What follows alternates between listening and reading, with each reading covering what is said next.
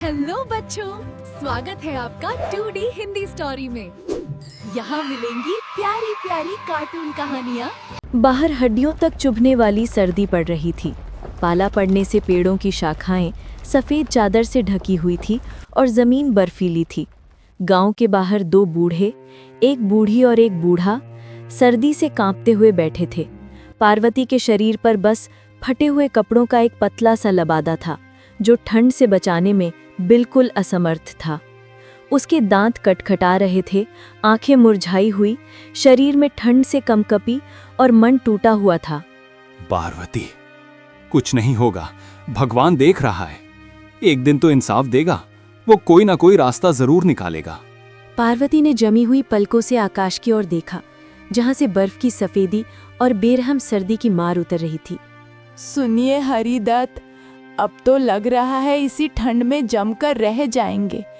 देखो ना, 4 दिन से कुछ खाया नहीं, अब तो सांस भी जमती सी लग रही है। कैसा रास्ता है ये जी?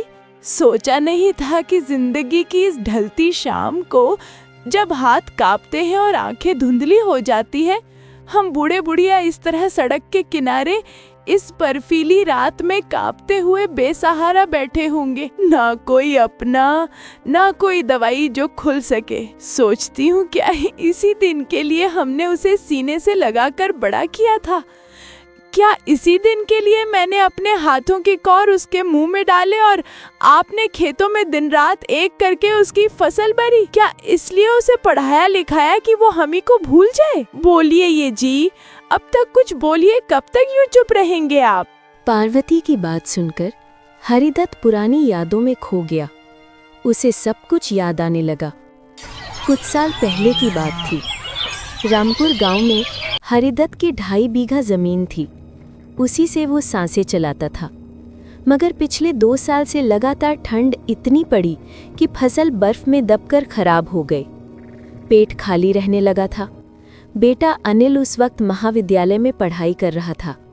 हरिदत्त चाहता था कि वो कुछ बने, गांव से आगे जाए, इसलिए खेती में लगे कर्ज का ब्याज समय पर नहीं चुका पाया। ये जमीन अब तेरी नहीं रहेगी, दस्तखत यहाँ कर दे। मैं मेहनत करूंगा भैया, दिन रात एक कर दूंगा, खेत में जान लगा दूंगा, एक एक पैसा चुका दूंगा। बस एक गुहार है, अनिल की पढ़ाई मत रोकना, उसका भविष्य मत छीन लेना, वही तो हमारी उम्मीद है। उस साल भी भीषण ठंड पड़ी और फसल फिर बर्बाद हो गई। गांव में दुख पसर गया। आसपास के गांवों में भी वही हालात थे। फिर एक दिन ओमकार अपने चमचे के साथ आया और हरिदत्त के घर के सामने ही ऐलान कर दिया, अब ये घर और जमीन पूरी तरह से मेरे नाम हो चुके हैं। तुमने जो वादा किया था वो निभा नहीं पाए, वक्त पर पैसा नहीं लौटा पाए, और जो कागज पर लिखा था उसी के हिसाब से अब ये सब मेरा हक बन गया है। अब तुम्हारा यहाँ कुछ भी नहीं बचा। हरिदत्त का सीना फट गया था। पार्वती फूट फूट कर रोई। तभी ओमकार ने एक और चाल चली। देख हरिदत्त, एक रास्ता है जो तेरे सारे दुखों का इलाज बन सकता है। मेरी लड़ती रीता अब जवान हो गई है। अगर तू अपने बेटे अनिल की शादी मेरी रीता से कर दे तो मैं तेरे ऊपर से ये कर्ज का बोझ हटा दूंगा। तेरी जमीन घर मेरे नाम रहेगा, लेकिन तुम लोग वहीं रहोगे जैसे पहले रहते थे। कोई तंग नहीं करेगा, बस नाम का फर्क होगा। सोच ले हरिदत्त, एक बेटे की शादी के बदले में पूरी जिंदगी की राहत मिल रही है तुझे। हरिदत्त झुका नहीं था, लेकिन हालात ने उसे झुका दिया और फिर बड़ी सादगी से, बिना शहनाई के, अनिल की शादी रीता से हो गई। रीता की असलियत कुछ ही दिनों में सामने आ गई। शादी के कुछ दिन तो जैसे तैसे बीते, मगर फिर रीता का असली चेहरा दिखने लगा और इस घर की हालत किसी कबाड़खाने जैसी हो गई।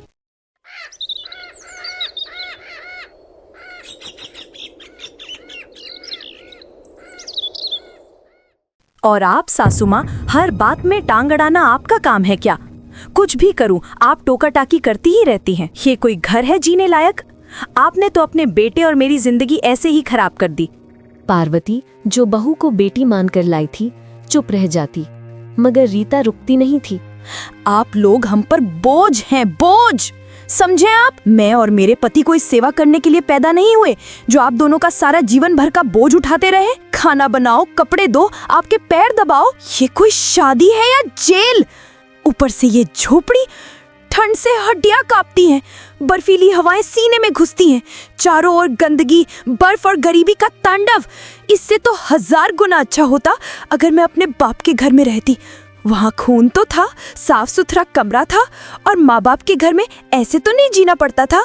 पार्वती बहू की बात सुनकर मन ही मन रोती। उसने कभी बहू को बुरा नहीं कहा, बस रीता ही उसके पीछे पड़ी रहती। अनिल शुरू में रीता को समझाता, मगर धीरे धीरे वो रीता के पक्ष में खड़ा होने लगा। अनिल, अब और नहीं सहा जाता मुझसे। ये बूढ़ी अम्मा दिन भर बैठी रहती है, हाथ तक नहीं हिलाती, ऊपर से हर बात में टोकती रहती है। कौन सा जमाना है ये? काम करने की उम्र में भी कुछ नहीं किया और अब तो जैसे भगवान बनकर बैठ गई हैं। तुम्हारे बापू भी वहीं बस चुपचाप पड़े रहते हैं, जैसे हम पर कोई एहसान कर रहे हो। अब मैं साफ साफ कह रही हूँ, मुझसे अब इनकी शक्ल भी नहीं देखी जाती। इसकी शक्ल देखकर मेरा जी जल उठता है। मुझे माफ करना रीता, मैं समझ रहा हूँ तुम्हारी बात। सच कहूँ तो तुम गलत भी नहीं हो। माँ बाप ने कभी कुछ किया ही नहीं हमारे लिए। जब कमाने की उम्र थी तब भी जैसे तैसे दिन काटे, ना हमारे लिए कुछ बचाया ना कोई सहारा बनाया।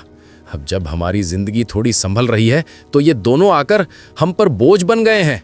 क्या किया उन्होंने हमारे लिए? एक टूटी फूटी छत दी, ना कोई जमीन, न जमा पूंजी। और अब जब हम खुद मेहनत करके थोड़ा बहुत कमा रहे हैं तो ये आकर बैठ गए हमारे सिर पर। माँ, अब बहुत हो गया। तुमने भी कभी नहीं सोचा कि इस घर में बहू है, उसे भी चैन चाहिए। दिन भर काम करके थक जाती है वो, और तुम बस बैठी रहती हो। अब ये घर तुम लोगों का सरमाएदारों जैसा नहीं है कि बस खाओ और आराम करो। तुम दोनों में अगर थोड़ी भी शर्म बची है तो जाकर कहीं कोई काम पकड़ो, नहीं तो निकल जाओ इस घर से। पार्वती के आंसू अब रोज का नियम बन चुके थे। रीता हर दिन उसे ताने देती। अब घर के पीछे बैठी पार्वती बिना बोले बस आंसू बहा रही थी। हरिदत्त ने उसकी ओर देखा। गलती हमारी थी पार्वती, हमने तो उसे बेटी मान लिया था। आंखें मूंद कर अपना घर, अपनी माटी सब उसके हवाले कर दिया। पर वो तो अपने बाप ओमकार की ही औलाद निकली। न दिल है उसमें, न लिहाज, बस बोलती है तो जहर उगलती है। हमारे दिए हुए प्यार को उसने हमारी कमजोरी समझ लिया। और हमारा अपना बेटा अनिल, वो भी अब हमें पराया लगने लगा है। जिसे हमने उंगली पकड़कर चलना सिखाया, वही अब उस औरत के इशारे पर हमें धिक्कारने लगा है। क्या दिन देखने को मिल रहे थे। बर्फबारी उस दिन भी जोरों पर थी। झोपड़ी की छत से टपकते पानी की आवाज साफ सुनाई दे रही थी। पार्वती आंगन में बैठी थी और अंधेरी रसोई से रीता की आवाज गूंज रही थी। माँ जी, आपने मेरे नई चादर क्यों तोड़ दी? आपको पता भी है कितनी महंगी थी वो? आपने जितने पैसे की चाय पूरे जीवन में पी होगी, उससे कहीं ज्यादा महंगी थी मेरी वो चादर। आप लोग कोई सुधरने वाले नहीं। सोफे से पानी का गिलास फिसल गया था। मैं बहुत शर्मिंदा हूँ। आपको माफ करना चाहिए। मेरे बाप के घर रहती है और मेरे कीमती सामान भी तोड़ रही है। बहू, ये घर तुम्हारे पिताजी ने नहीं, मैंने अपने खून से बनाया है। थोड़ा लिहाज कर लिया करो। बस ये सुनते ही रीता का पारा 7वें आसमान पर चढ़ गया। मत बोलिए मेरे पिता का नाम। अगर उन्होंने आप जैसे गरीब की घर बेटी ब्याही है तो एहसान मानिए, वरना आप तो अब तक सड़क पर होते। अनिल बाहर से आया। रीता रोने का नाटक करते हुए बोली, माँ के लिए एंड नहीं तो पिता के लिए तिरस्कार था। आप लोगों को क्या जरूरत थी बोलने की? मेरे ससुराल वालों ने जितना किया उतना आप लोग जन्मों में नहीं कर सकते। बस अब मुझे कुछ और सुनना नहीं है। ये घर अब से हम नहीं कर सकते आप दोनों को। निकल जाओ मेरे घर से। अरे अनिल बेटा, देख बाहर बर्फबारी कितनी तेज हो रही है। रात का अंधेरा भी छा गया है और हम अब बूढ़े हो चले हैं। कहाँ जाएंगे बेटा? कौन देगा हमें इस उम्र में सहारा? यही तो घर है जहाँ तेरी किलकारियाँ गूंजी थीं, जहाँ तेरी माँ ने तुझे प्यार के लिए अपनी रोटी छोड़ी थी। बस बहुत हो गया ये भावुकतापूर्ण नाटक। मुझे फर्क नहीं पड़ता तुम्हारी उन कुबुद्धियों से। आज इस घर में सिर्फ मैं और रीता रहेंगे। तुम दोनों को यहाँ से जाना ही होगा। बेटा तू तो हमारा लाडला था। तूने कब इतना बदल गया कि अपने माँ बाप को ही पराया कर दिया? बदलाव जरूरी होता है माँ। तुम दोनों ने अपनी जिंदगी जी ली, अब हमें जीने दो। और हाँ, कोई और जगह नहीं है तो जाओ बाहर, खुले आसमान के नीचे बैठो, पेड़ के नीचे छुप जाओ, या किसी मंदिर के कोने में जगह तलाश लो, या चाहो तो भीख मांगो। मुझे कोई फर्क नहीं पड़ता। तू सच में पत्थर दिल हो गया है। अपने ही खून को इस तरह बेघर करते नहीं देखा था। याद है बेटा, जब तुझे बुखार होता था, तेरी माँ रात रात भर जागती थी। खेत में काम करके जब मैं थक कर लौटता था, तब भी तेरी फीस के लिए पैसों का इंतजाम करता था। अपने सपनों को कुचल कर तुझे पढ़ाया और तू आज। हाँ, किया होगा, पर उस सब के लिए मैं कब तक एहसान मानता रहूं? ये घर अब मेरे ससुर का है और मेरी पत्नी के बाद मेरा है। कानून भी मेरे साथ है। रीता ने साफ कह दिया है, या तो वो रहेगी या तुम दोनों, और मैं अपना फैसला कर चुका हूँ। कम से कम इतना तो बता दे बेटा, हम जाएंगे कहाँ? कौन देगा हमें एक रोटी का टुकड़ा? कौन देगा छत इस सर्दी में? जो मर्जी हो करो, तुम दोनों का रोज का रोना धोना अब मैं और बर्दाश्त नहीं कर सकता। तुम्हारा बोझ उठाओ, ऊपर से मेरी ही पत्नी को ताना देते हो। और आपने मेरे लिए किया ही क्या है? सिर्फ गरीबी दी है। शर्मिंदा है कहते हुए कि मैं आपके घर में पैदा हुआ। हरिदत्त और पार्वती चुपचाप अपने पुराने कपड़ों की एक छोटी सी पोटली बनाकर घर से निकल पड़े। बर्फ के फाहे अब उनके आंसुओं से होड़ ले रहे थे। गांव की गलियों में कोई पूछने वाला नहीं था। हर दरवाजा बंद था। बर्फ की सफेदी और रात का काला अंधेरा सबको निगल रहा था। बहुत बड़ी भूल हो गई। हमने उसे सब कुछ दे दिया, प्यार, त्याग, जमीन, छत, पर खुद को कभी ये नहीं सिखाया कि अपमान कब सहना बंद करना चाहिए। एक लंबा सन्नाटा। बर्फ के फाहे अब और तेज गिरने लगे। दोनों बूढ़े उस अंधेरे में खोए खोए बैठे रहे, जैसे आसमान भी उनके साथ रो रहा हो। उनके पास ना कोई छत थी, ना गर्म कपड़े, ना खाना, ना उम्मीद। वे रात भर सड़क किनारे कांपते रहे। कोई रहम नहीं, कोई सहारा नहीं। लोग खिड़कियों से झांकते, कुछ ठठाकर हंस देते, लेकिन कोई पास नहीं आता। इस भीड़ भरी दुनिया में बूढ़े माँ बाप अकेले हो गए थे। बर्फ की हर परत अब उनके आंसुओं में घुलकर जमीन में मिलती जा रही थी। हरिदत्त और पार्वती रात भर कचरे और बर्फ से भरी गलियां में इधर उधर भटकते रहे। कभी किसी के दरवाजे पर जाकर बोले, भाई 2 पल के लिए सिर छुपा लें, बहुत ठंड लग रही है। पर जवाब आता, अरे बाबा, हमारे पास जगह नहीं है। पैर पूरी तरह जम चुके थे, हाथ कांप रहे थे। पैरों की चप्पल कचरे में फंसकर कहीं छूट गई थी। हरिदत्त और पार्वती लड़खड़ाते हुए चल रहे थे। आधी रात बीत चुकी थी। अब बर्फबारी कुछ हल्की जरूर हुई थी, पर हवा इतनी ठंडी थी कि हड्डियां चटक जाए। दोनों थक कर चुपचाप गांव के बाहर उस पुराने पीपल के पेड़ के नीचे आकर बैठ गए, जहां कभी हरिदत्त अपने बचपन में दोपहर की छांव लिया करता था। बर्फ अब भी हल्की हल्की पड़ रही थी। दोनों उसी पीपल के नीचे बैठे, बिल्कुल भीगे, कांपते हुए आसमान की ओर टकटकी लगाए, मानो पूछ रहे हों, हे ईश्वर, ये कैसा न्याय है। कई दिन बीत गए थे। वही पुराना पीपल का पेड़, वही जमी हुई जमीन, और उसी जगह बूढ़ा हरिदत्त और उसकी पार्वती ठंडी जमीन पर बैठे रहते। गांव के लोग रोज वहां से गुजरते। कुछ पहचानते थे, कुछ नजर चुरा लेते, कुछ बच्चों को डांटते, देखो मत, और कुछ हंसकर निकल जाते। मगर किसी ने भी आगे बढ़कर ये नहीं पूछा कि क्या हाल है हरिदत्त काका का। बूढ़ी अम्मा की आंखों में अब आंसू भी सूख चुके थे और हरिदत्त की हड्डियां ठंड में अकड़ने लगी थी। बर्फबारी कभी थमती, कभी फिर से शुरू हो जाती। कहीं से एक सड़ी रोटी का टुकड़ा भी मिल जाए तो दिन कट जाता, वरना खाली पेट ही रात ढल जाती।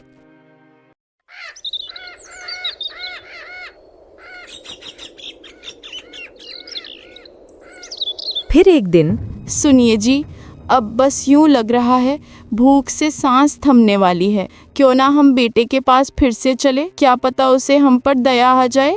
बस अब और नहीं, अब हम किसी से उम्मीद नहीं लगाएंगे। अनिल ने हमें घर से निकाल दिया। एक बार हमारे बुढ़ापे के बारे में भी सोचा, तो फिर अब उस दरवाजे पर जाना सही नहीं है पार्वती। और फिर जब बेटा भी नहीं पूछता तो और कौन पूछेगा। अब हम खुद अपनी मदद करेंगे। अब इस उम्र में क्या कर पाएंगे जी? ना हाथों में ताकत, ना आंखों में रोशनी। जब तक सांस है तब तक आस है। बैठकर मरने से अच्छा है कुछ करके जीने की कोशिश करें। बर्फ के बाद की कचरे से भरी गलियां, फिसलती चप्पलें और कांपते कदम, मगर हिम्मत नहीं टूटी। वो एक एक दुकान पर जाता, हाथ जोड़ता, भैया कोई छोटा मोटा काम हो तो बता दो, बूढ़ा हूँ मगर ईमानदार हूँ। किसी ने कहा, बापू आप आराम करो, आपके बस का कुछ नहीं। किसी ने हंसकर टाल दिया, हमारे पास खुद काम नहीं है, आपको क्या देंगे। किसी ने डपट दिया, जा बाबा, भीख मांगने का नया तरीका मत निकालो। कई घंटे बाद एक छोटी सी किराने की दुकान पर एक जवान लड़का था। नाम था अजय। वो हरिदत्त की हालत देखकर बहुत देर तक चुपचाप उसे देखता रहा। फिर बोला, बाबा, बहुत समय से आपको और अम्मा को देख रहा हूँ। आपकी हालत पर बहुत दया आती है, पर सच कहूँ तो मैं भी कोई इतना पैसे वाला नहीं, पर मैं आप दोनों की मदद करना चाहता हूँ। आप बर्फ में कांप रहे हो, चलो अंदर आओ, कुछ गर्म चाय पिला दूंगा, पर बैठो पहले, खाना खाया है? और इस तरह हरिदत्त ने अपना पहला दिन काम से शुरू किया। थक जरूर गया, लेकिन चेहरे पर एक सुकून था। उधर कुछ ही दिनों बाद एक दिन अजय ने कहा, अम्मा, बाबा, क्या आप मेरे साथ मेरे घर चलेंगे? अजय के माता पिता का देहांत बचपन में ही हो गया था। उसने अनाथ आश्रम में पलकर बड़ा होया था, पर दिल में हमेशा माँ बाप के प्यार की कमी खलती रही। जब उसने हरिदत्त और उसकी पार्वती को यूं सड़क पर अकेला देखा तो उसे अपना बचपन याद आ गया। वो उन्हें अपने छोटे से घर में ले गया, उनके लिए खाना बनाया, बिस्तर लगाया और रोज दुकान से लौटकर पार्वती के पास बैठा रहता। धीरे धीरे हरिदत्त और उसकी पार्वती की जिंदगी में फिर से रंग लौटने लगे, लेकिन इधर अनिल और उसकी पत्नी की दुनिया में अंधेरे गहराने लगे। कुछ महीने बाद ही अनिल की नौकरी चली गई। भीषण ठंड ने खेतों की तबाही मचा दी थी, जिस पर अब ओमकार का कब्जा था। अब उसे अक्सर रातों को नींद नहीं आती। सपना आता, बाहर बर्फ में कांपते उसके माँ बाप की तस्वीर, माँ का कांपता हुआ चेहरा, हरिदत्त की थकी हुई आंखें और अजय के घर में वही दो बुजुर्ग अब मुस्कुराते दिखते। बर्फबारी फिर से अपने पूरे जोर पर थी। लगातार फुहारें पड़ रही थी, जैसे आसमान भी इंसानी भावनाओं में डूबा हुआ हो। गलियों में बर्फ जम चुका था। एक एजेंट की दुकान के बाहर एक बुजुर्ग व्यक्ति बैठा था, वही हरिदत्त, जो अब अपने दुखों से उभर चुका था और मेहनत मजदूरी से अपना और अपनी पार्वती का पेट पाल रहा था। अचानक उसकी नज़र सामने पड़ी एक जोड़े पर गई। दोनों ठिठुरते हुए थे, थके हुए, आंखों में बेबसी और चेहरे पर भूख और लाचारी की रेखाएं थी। वो और कोई नहीं, उसका अपना बेटा अनिल और बहू रीता थे। हरिदत्त की आंखें ठिठक गईं। वो विश्वास नहीं कर पा रहा था कि उसका वही बेटा, जिसने उसे बर्फ की रात घर से धकेल कर निकाला था, आज खुद ऐसी हालत में है। पास जाकर देखा तो अनिल की आंखों में पश्चाताप के सागर उमड़ रहे थे। रीता तो रोती ही जा रही थी, उसके पैरों की चप्पल भी टूटी हुई थी। बाबूजी, आप यहाँ? हमने बहुत बड़ी गलती की बाबूजी, हमें माफ कर दीजिए। शायद आपको बोझ लग गए। हम कहीं के नहीं रहे बाबूजी, सड़क पर आ गए हैं। एक दिन तुमने हमें बर्फ में घर से निकाल दिया था, आज देखो खुद भी उसी बर्फ में भटक रहे हो। यही है समय का फेर। लेकिन बेटे, बुरा वक्त सबका आता है। अगर तुम सच में पछता रहे हो तो मेरे पास जो थोड़े बहुत पैसे हैं उनसे कुछ मदद ले लो। भूखा तो मैं अपने बेटे को नहीं देख सकता। हरिदत्त ने अपनी पोटली से कुछ रुपए निकाले और अनिल के हाथ में रख दिए। अनिल उन पैसों को नहीं पकड़ पा रहा था, शर्म से, अपराध बोध से और खुद पर गुस्से से, लेकिन हरिदत्त ने जबरन उसका हाथ पकड़कर रुपए थमा दिए। अनिल फफक कर रो पड़ा। बाबूजी, माँ, मैंने आपको कितना सताया, आपकी बातों का मजाक उड़ाया, आपको बोझ कहा, आपकी ममता को ठुकराया, और आज जब खुद लाचार हुआ हूँ तब आपकी मूरत ही सबसे पहले सामने आई। मैं बहुत गुनहगार हूँ बाबूजी, बहुत बड़ा अपराधी हूँ मैं। हमसे बहुत बड़ा पाप हो गया बाबूजी। जिस तरह हमने आपको उस बर्फ भरी रात घर से निकाल दिया था, उसी सजा को आज खुद भुगत रहे हैं। बाबूजी, आज हमें आपकी छाव, आपकी साया और सबसे ज्यादा माँ आपके आशीर्वाद की जरूरत है। अगर आपने मुझे माफ कर दिया तो हम कहीं के नहीं रहेंगे। हरिदत्त ने दोनों को दिलासा दिया। आंखों से आंसू बह रहे थे, लेकिन वो आंसू दुख के नहीं, बल्कि अपने खून को वापस पाकर सुकून के थे। बेटा, जीवन ने तुझे वो सबक सिखा दिया जो मैं समझा नहीं सका। अब अगर सच में बदल गए हो तो फिर चलो जिंदगी को नए सिरे से शुरू करते हैं, लेकिन इस बार साथ में, एक परिवार की तरह। बर्फ अब भी पड़ रही थी, लेकिन अब वो फाहें जैसे सबके आंसुओं और पापों को धो रहे हों। बुजुर्गों का दिल दुखाकर कोई सुखी नहीं रहता। उनकी दुआएं भी वरदान है और उनकी आहें भी सजा बन जाती हैं। जीवन में चाहे जितना ऊंचा उड़ लो, जड़ें तो वहीं की वहीं होती हैं।